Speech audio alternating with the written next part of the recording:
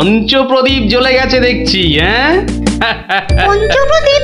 পঞ্চপ্রদীপ বলতে? আরে বাবা, 5 প্রদীপের তোরাই তো 5 সলতে রে। হ্যাঁ, কি ব্যাপার রে গুলটে, দুপুরের খেটনটা তো জম্পেশ হয়েছে দেখছি। কি দিয়ে ভাত খেলি? আজ ইলিশ মাছ হয়েছিল দাদু। ইলিশ? বলিস কি রে? গোপাল দাদু, গোপাল দাদু, ইলিশ মাছের একটা গল্প বলো না। হ্যাঁ দাদু, একটা ইলিশ মাছের গল্প শোনাও। ঠিক আছে ঠিক আছে, আজ বরং ওই ইলিশেরই একটা ঘটনা শোনাই তোদের, বুঝলি? শোন তবে। একদিন মহারাজ কৃষ্ণচন্দ্রের মহামন্ত্রী বাজার থেকে একজোড়া ইলিশ কিনে ফিরছেন, বুঝলি? এমন সময় নাম হই মন্ত্রী মশাই। নমস্কার নমস্কার। একেরে জোড়া ইলসা কিনা ফিরতেছেন দেখি। কদিন থেকে গিন্নি ইলিশ খাবো করে মাথা খারাপ করে দিচ্ছে। অগত্যা নিলাম দুটো কিনে। তা কত দাম নিল হিলসা গুলান? 300 টাকা কিলো। 300? কেন, খুব বেশি নিল নাকি? বেশি মানে? আপনারে একদম ঠকাই দেছে বেটা। বলো কি, ঠকিয়ে দিয়েছে? আল বাত ঠকাই দেছে। কালই তো ওই হোতল বাবু 200 টাকা কেজি দরে লইয়া আইল।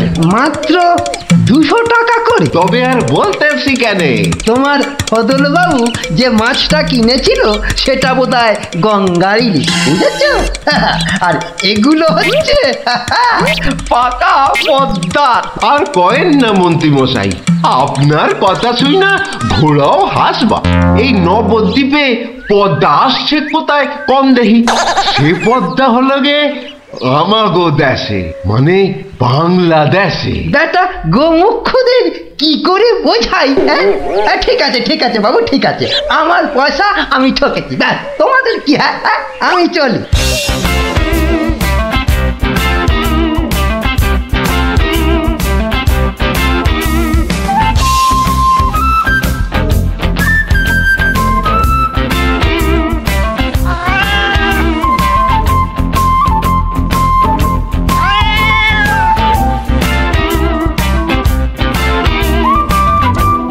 আরে আরে মন্ত্রী মশাই যে ইলিশ কিনলেন বুঝি?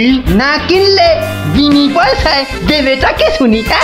সে কথা আমি বলছি নে, মানে জানতে চাচ্ছি কত করে নিল। দাম শুনে তোমার কাজ কি বাপু?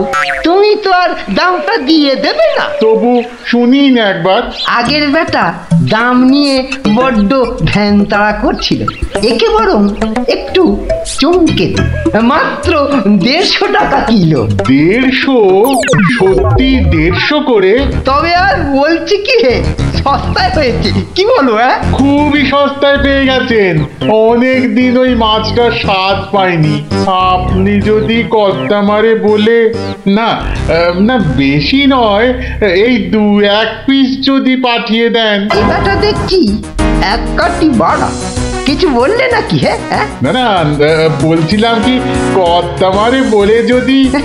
বলবো কর্তা মারে নিশ্চয়ই বলবো। ধন্যবাদ। এ তো দেখি ইলিশ কিনে মহা ঝামেলা হলো। সকলেই দাম জানতে চায়। আরে বাবা, বাজারে গিয়ে দাম করলেই তো লাটা চুকে যায়। যত সব। আরে মন্ত্রী মশাই যে ইলিশ কিনে ফিরছেন বুঝি? আরো একজন হাতে ইলিশ দেখেও জিজ্ঞাসা করা চাই, ইলিশ কিনে ফিরছেন বুঝি? দেখতেই তো বাচ্চা বাবু, এগুলো ইলিশ, রুই কাতলা নয়। তা সস্তায় পেয়ে নিয়ে এলাম দুটো। বস্তায়? বলেন কি, বস্তায় করে ইলিশ মাছ কি করছে নাকি? কোথায়? এ তো দেখি বদ্ধ কালা। বস্তা নয়, সস্তা মানে কম দাম, বুঝেছো? ও, সস্তায় পেয়ে গেলেন? তা বলবেন তো। তা এমন চেঁচাচ্ছেন কেন? আমি কি কালা নাকি? যাকে ওসব কথা।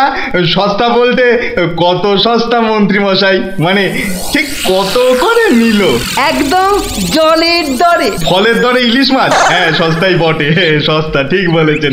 তা কবে হচ্ছে ইলিশের ভোজ? রোজ? আমার শ্রাদ্ধে। আজ রাতে? বলেন কি? তা বেশ, আমি আজ রাতেই না হয় একবার হাজির হয়ে যাবো। হ্যাঁ, কিছু বললে? হ্যাঁ, পিছু পিছু চলতে পারলে তো ভালোই হতো। তবে তবে একটা জরুরি কাজ আছে কিনা? এ তো দেখছি মহা ফ্যাসাদ। পেশাদ? আগে আপনাদের পেশাদ পাওয়া তো ভাগ্যের ব্যাপার। এখন তবে যাই মন্ত্রী মশাই, হ্যাঁ কি বলেন? যাই তবে।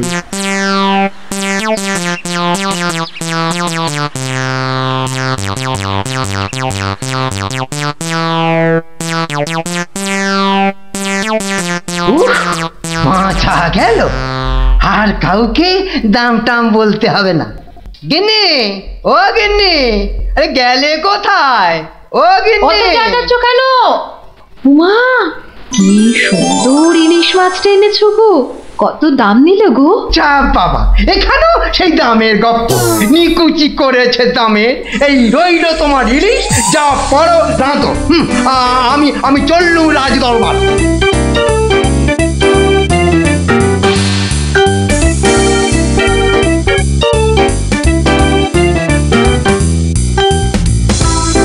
কি ব্যাপার মন্ত্রী, আজ এত দেরি হলো যে?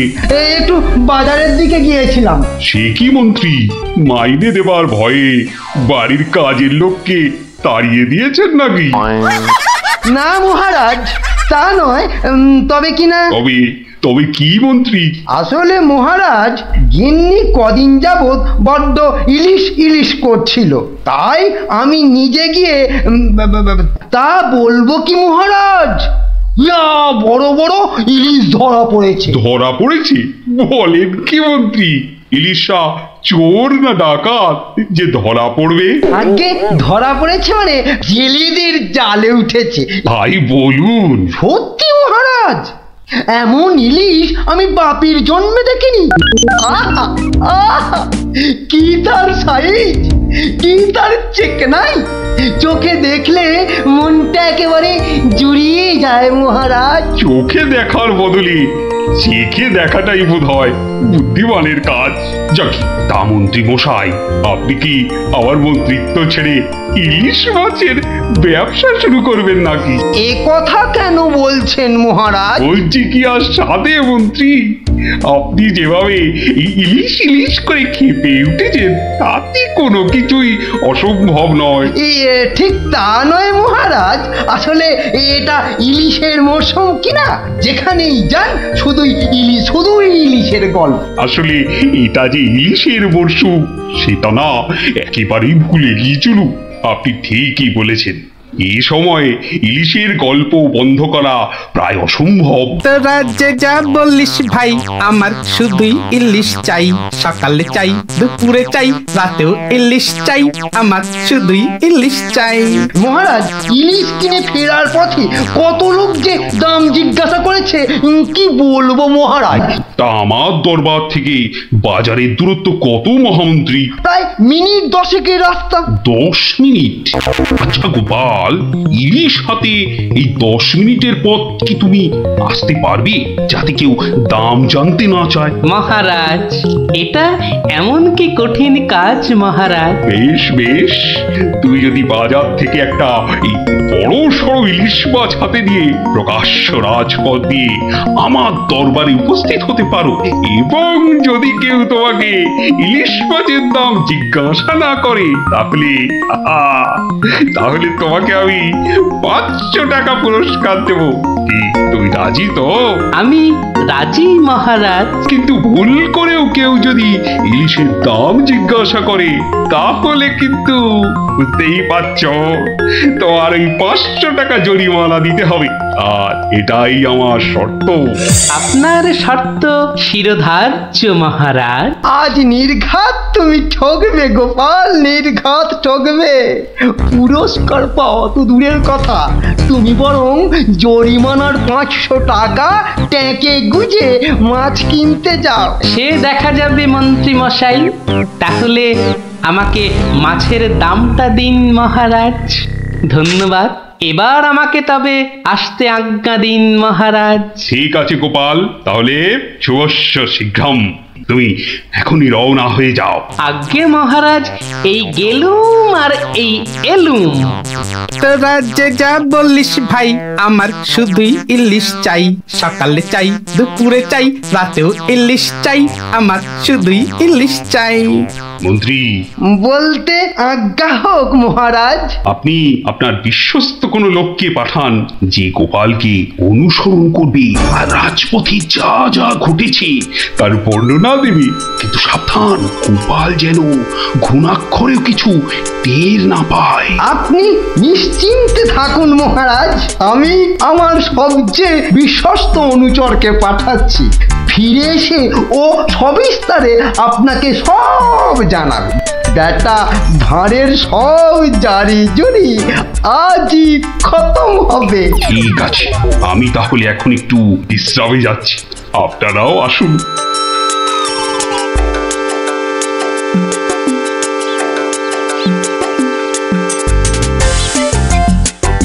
বটা আছো নাকি? ভেতরে আসতে আজ্ঞা হোক হুজুর। তার দরকার নেই, তোমাকে একটা গুরুত্বপূর্ণ কাজের দায়িত্ব দিতে এসেছি বটা। কাজটা করা চাই কিন্তু। নিশ্চয়ই নিশ্চয়ই, কি করতে হবে শুধু বলুন। শোনো, মহারাজ গোপালকে ইলিশ মাছ কিনতে পাঠিয়েছে। তুমি এক্ষুনি বাজারে চলে যাও। গোপাল মাছ নিয়ে ফেরার সময় যেভাবেই হোক মাছের দামটা জেনে নিতে হবে, বুঝেছো? কিন্তু সাবধান, আমি যে তোমাকে পাঠিয়েছি সে কথা ঘুণাক্ষরেও যেন কেউ জানতে না পারে। আপনি নিশ্চিন্তে থাকুন মন্ত্রী মশাই। ঠিক আছে ঠিক আছে, তুমি রওনা দাও, রাজসভায় দেখা হবে, কেমন? হ্যাঁ, কি গো, পাগল টাগল হয়ে গেলে নাকি? এইসব ছাই বর্ষ মাগতেছে বড়। ও গো, আমার কি হলো গো? ওনাকে বোধহয় তেনারা ভর করেছে। ও গো, কি হলো গো? রাম রাম রাম রাম রাম রাম রাম রাম রাম রাম রাম রাম রাম রাম রাম রাম রাম। ও গো, তুমি মরা কান্না থামাবে কিন্নি? থামবো কি গো? তেনারা তোমাকে ধরলেন আর আমি তেরি ছাই। আরে বাবা, ইলিশ মাছ কিনতে যাচ্ছে কিনা, তাই সব ছাই বর্ষ মাগছো? হাতে কড়কড়ে 500 টাকা এনে দিলে বুঝবে এই সাজের কি মহিমা। যাক, এখন আমি তৈরি, এবার চলে গিন্নি, টাটা।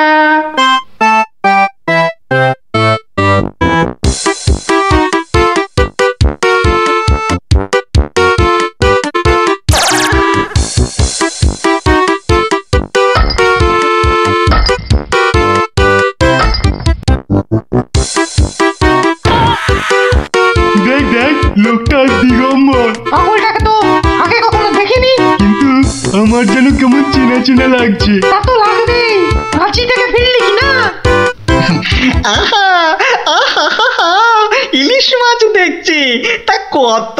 ধরেছি ধরেছি জাহাপনা, আসল অপরাধীকে পাকড়াও করেছি। এই চুপ করে দাঁড়িয়ে থাক, আমি নিজে তোর শাস্তি দেব। বেটা সত্যি সত্যি পাগল হয়ে গেল নাকি? বলা যায় না, ইটটা যদি সত্যি সত্যি ছুঁড়ে দেয়। কাজ নেই কাজ নেই আর দাম জানায়। চাচা, আপন প্রাণ বাঁচা। ওরে বাবা,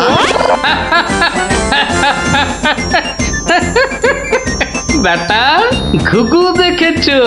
ঘুঘুর ফাঁদ দেখনি? এই নির্ঘাত মন্ত্রী মশাইয়ের কাজ। না হলে আগ বাড়িয়ে কেন বলতে যাবে?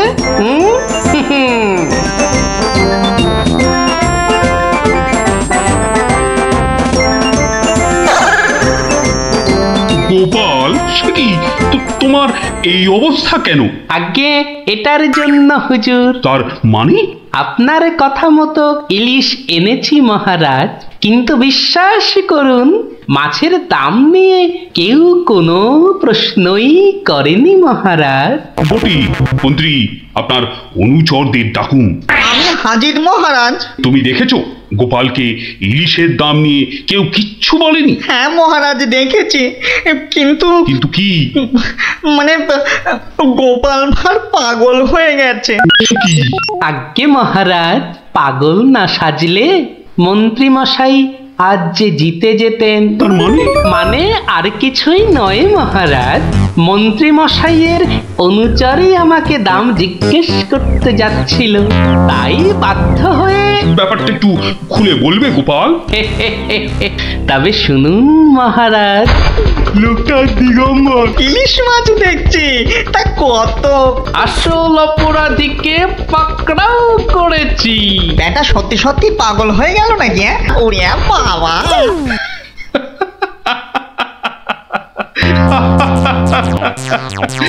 কি মন্ত্রী মশাই, গোপালের সঙ্গে আর লাগবে?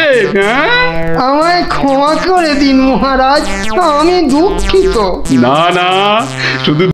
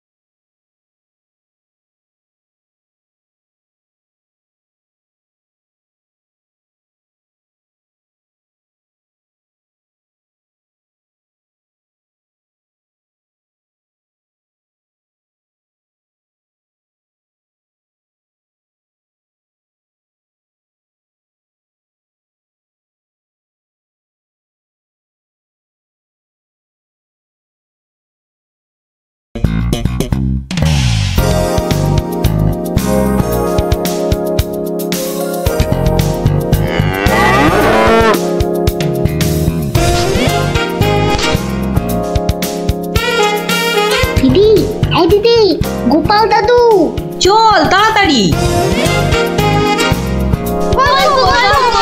দেখো কাণ্ড, তোরা কোত্থেকে এসে জুটলি রে?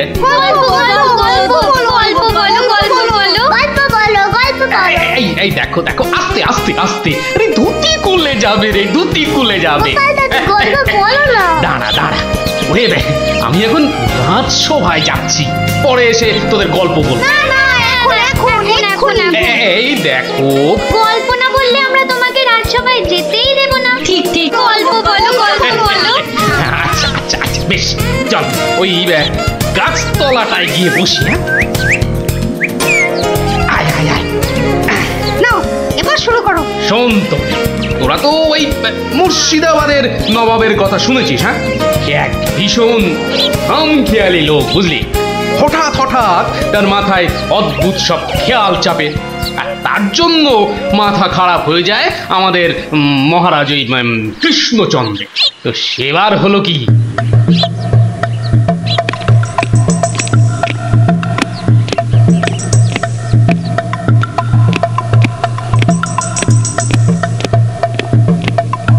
অনেক দিন হয়ে গেল এক জায়গায় একটানা বসে আছি। এবার কিছুদিনের জন্য একটু হাওয়া পরিবর্তন করতে হবে। হুজুর। জি আগে হুজুর, আমাকে কিছু বলবেন? মুর্শিদাবাদে অনেক দিন হলো পড়ে আছি, এবার আমি বেড়াতে বেরোবো, তার সাথে একটু শিকার করলে মন্দ হয় না। তুমি আমার যাওয়ার আয়োজন করো। আপনি কোথায় যাবার জন্য ইচ্ছা প্রকাশ করেন জাহাপানা? কাছাকাছি এমন কোথাও যেখানকার পরিবেশ চৌস্ত হবে আর শিকারেরও বন্দোবস্ত করা যেতে পারে, এমন কোন জায়গা হদিশ আছে তোমার কাছে? এমন একটা জায়গা আছে বটে, আর সেটা আপনার পরিচিত জায়গা। আমার পরিচিত জায়গা? কোন সে জায়গা? কেন হুজুর, আপনি মহারাজ কৃষ্ণচন্দ্রের কথা ভুলে গেলেন? কৃষ্ণচন্দ্র? হ্যাঁ হ্যাঁ, তিনি তো আপনাকে বারবারই সেখানে যেতে বলেছেন। ওখানকার পরিবেশও অত্যন্ত ভালো, আর কাছে পিঠে বন জঙ্গলও আছে। আপনার মনোবাসনা সেখানে সহজেই পূরণ হবে হুজুর। ঠিক বলেছো হুজি, ঠিক বলেছো। তুমি এখনই কৃষ্ণচন্দ্রকে সংবাদ পাঠিয়ে দাও যে আমি ওর রাজ্যে কিছুদিনের মধ্যেই ছাউনি ফেলবো। তিনি যেন আমাকে অভ্যর্থনা করার জন্য প্রস্তুত থাকেন। যাও।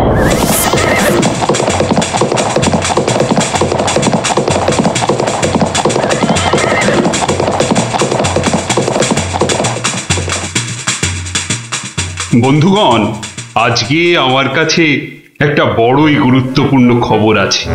আর কয়েকদিনের মধ্যেই মুর্শিদাবাদের নবাব বায়ু পরিবর্তন করতে আমাদের রাজ্যে আসছেন। নবাব? মুর্শিদাবাদের নবাব? প্রচন্ড খেয়ালি মানুষ, কখন যে হঠাৎ করে কি চেয়ে বসবেন কিছুরই ঠিক নেই। আমাদের খুব সাবধানে ওনার যত্ন করতে হবে কিন্তু। হ্যাঁ, তাছাড়া উনি রাজসভায় আসবেন না, রাজধানীর উত্তর দিকে যে বিশাল অরণ্য আছে তার পাশে ছাউনি ফেলবেন আর শিকারও করবেন। নবাবের আরাম বিরামের যাতে কোনো ত্রুটি না হয় সেজন্য আমরা সবাই সজাগ থাকব। আমি নিজে সব ব্যবস্থার তদারকি করব। আমোদ প্রমোদ, ভালো ভালো খাবার, সব কিছুর ব্যবস্থা রাখতে হবে। মহারাজ, খাবারের কথাই যখন উঠল তখন একটা কথা জিজ্ঞাসা না করে পারছি না। ওহ, আবার কি কথা? বলে ফেলো, বলে ফেলো।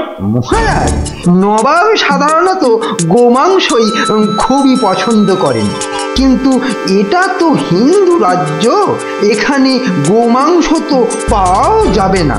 কিন্তু নবাব যদি জেদ ধরেন। খুবই গুরুত্বপূর্ণ প্রশ্ন করেছো মন্ত্রী। সেক্ষেত্রে আমাদের নবাবকে উত্তম রূপে খাসি আর মোরগের মাংস খাইয়ে মন ভরাতে হবে। এছাড়া আর উপায় কি? হ্যাঁ, আর তাতেও উপায় না হলে হাতের কাছেই তো আছে আমাদের কৃষ্ণনগরের বিখ্যাত সরপুরিয়া রাজভোগ। এর স্বাদে আর গন্ধে নবাব গোমাংসের কথা ভুলেই যাবে। ঠিক বলেছো গোপাল, নবাবের এমন খাতিরদারি করতে হবে যাতে সাপও মরে আর লাঠিও না ভাঙে। তাহলে আপনারা এবার তৈরি হয়ে নিন, আজ থেকেই কাজে লেগে পড়ুন, আর একদম সময় নষ্ট নয়।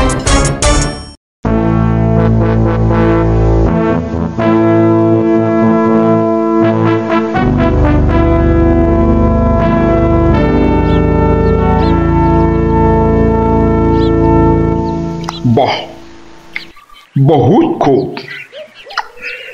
বড়ই জবরদস্ত চিজ। কি নাম বললেন এই খাবারের? আগে হুজুর, সরপুরিয়া আমাদের রাজ্যের সব থেকে জনপ্রিয় মিষ্টি। আমাদের বাবুর্চিকে শিখিয়ে দিলে সে এরকম জবরদস্ত জিনিস নিশ্চয়ই পাকাতে পারবে। নিশ্চয়ই জাহাপনা। তাছাড়া মোগলাই খানার সাথে সরপুরিয়া বেশ ভালোই লাগবে বোধহয়। ভালোই লাগবে, আর তার সাথে একটু মোগলাই গরম মশলা মেশালে স্বাদ আরো বেড়ে যাবে। মিষ্টিতে গরম মশলা? বাবার জন্মেও শুনিনি। কিছু কি আপনি বলতে চাইছেন? না না না না না না, মানে আপনার ভাবনা খুবই ভালো হুজুর। আমাদের ময়রা আপনার বাবুর্চিকে সব শিখিয়ে দেবে। কি হলো, বাইরে এত গোলমাল কিসের? একবার দেখো তো।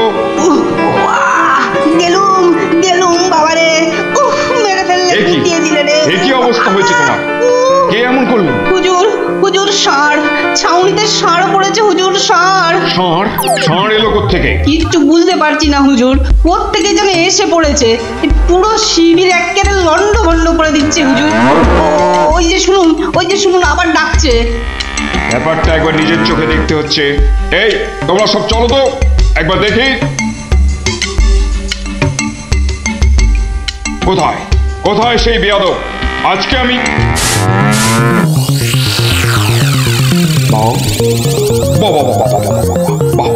বহুত খুব, কি চমৎকার ষাঁড়, কি নধর দেহ, যেন তেল চুইয়ে পড়ছে। একবারে জবরদস্ত গোস্ত। হুজুর, আমরা সবাই মিলে এখনই ওটাকে তাড়িয়ে দিচ্ছি। এই না, তাড়িও না, इसको पकड़ो। পাকড়ো মানে? কি সুন্দর শরীর, চমৎকার মাংস হবে। বেটাকে ভালো করে ধর, আর শুনে রাখ, কাল এই ষাঁড়টাকেই জবাই করে আমার খানা পাকানো হবে।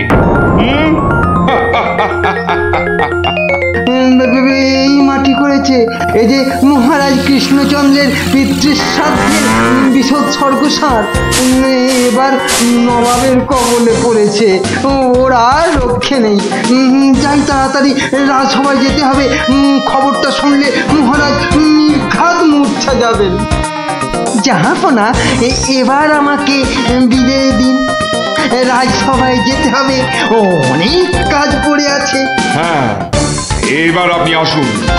আর আগামীকাল আমি এখানে একটা বিরাট ভোজসভার আয়োজন করছি। কাল তাই আপনাদের মহারাজকে এখানে আসতে বলবেন। রাজাকে কাল আমি আদা দিয়ে ষাঁড়ের কোরমা খাওয়াবো, বুঝলেন? ঠিক আছে, সেলাম হুজুর। আদাব। আদাব আদাব। হ্যাঁ, আদা দিয়ে কোরমা হবে কাল।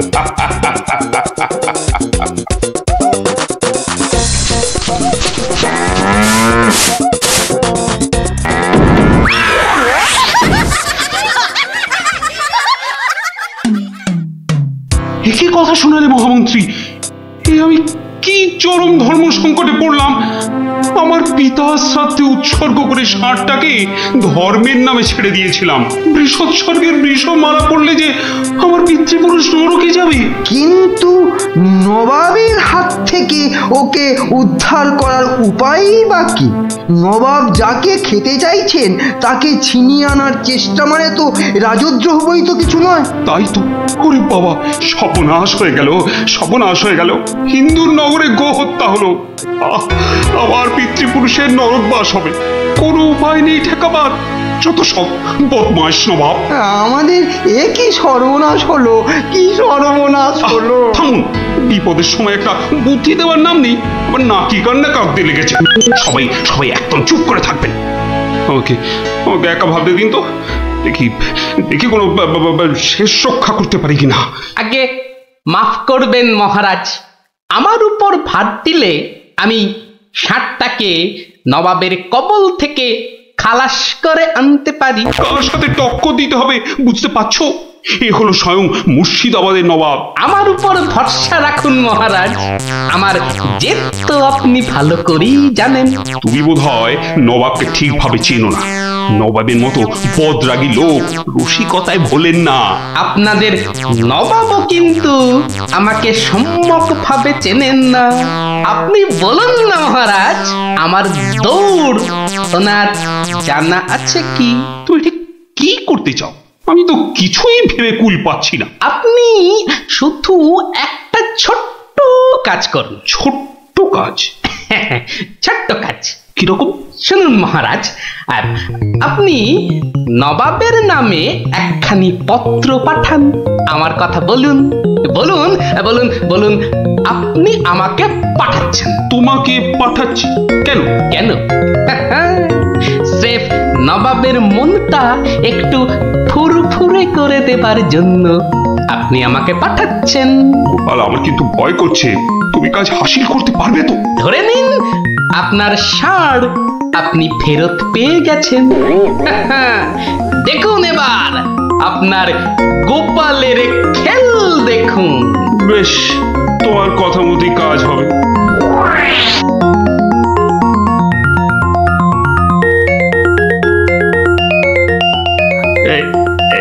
এই আমি চিঠি লিখে দিচ্ছি।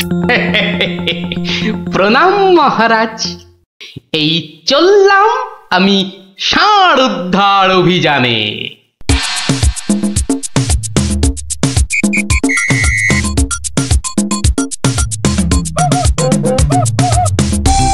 সেলাম হুজুর, আপনার চরণে এই দাসের শত কোটি সেলাম। আরে এ কে উজির?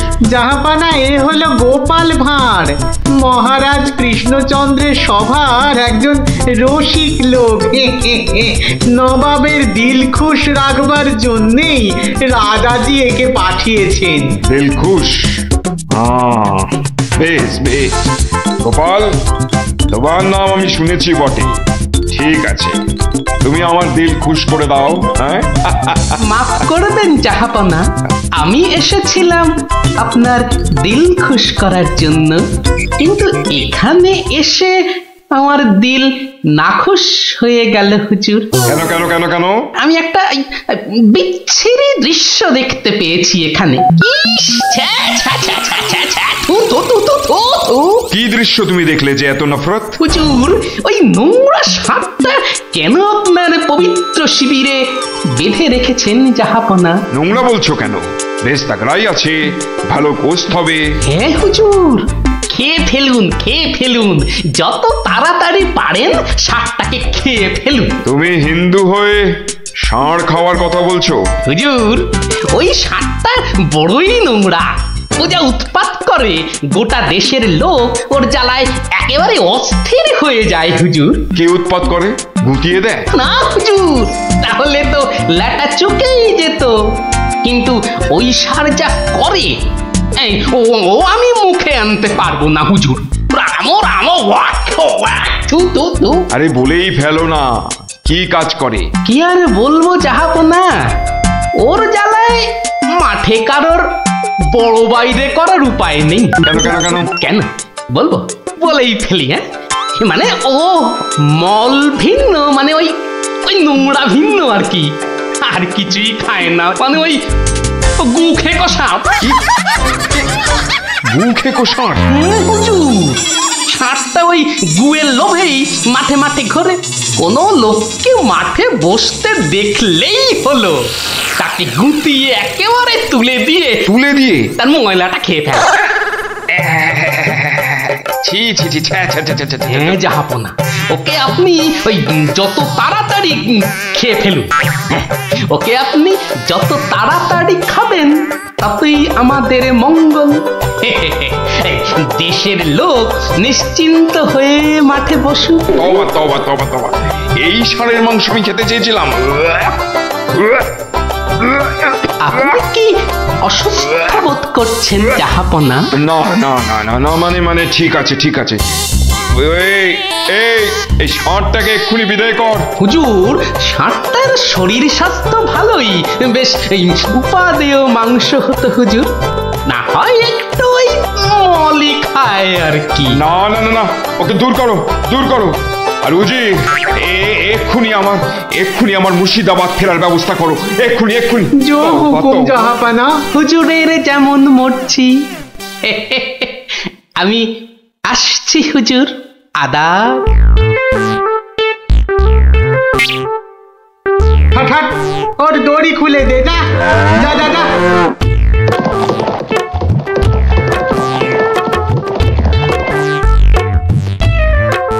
ধন্য ধন্য তুমি গোপাল, চমৎকার চমৎকার। তুই ভাবা যায় না, তুই আজ আমাকে ধর্ম সংকট থেকে বাঁচালে। মন্ত্রী মন্ত্রী, গোপালকে 2000 টাকা পুরস্কার দাও এক্ষুনি। মহারাজের জয় হোক। ব্যাস, নবাব ষাটটাকে ছেড়ে দিয়ে মুর্শিদাবাদ পালালেন, আর আমাদেরও ঘাম দিয়ে জ্বর ছাড়লো। তোরা সব খুশি তো? হ্যাঁ, এবার তাহলে আমি রাজসভায় যাই। কাল কিন্তু আর একটা গল্প বলতে হবে। আচ্ছা বাবা, আচ্ছা, বলবো বলবো।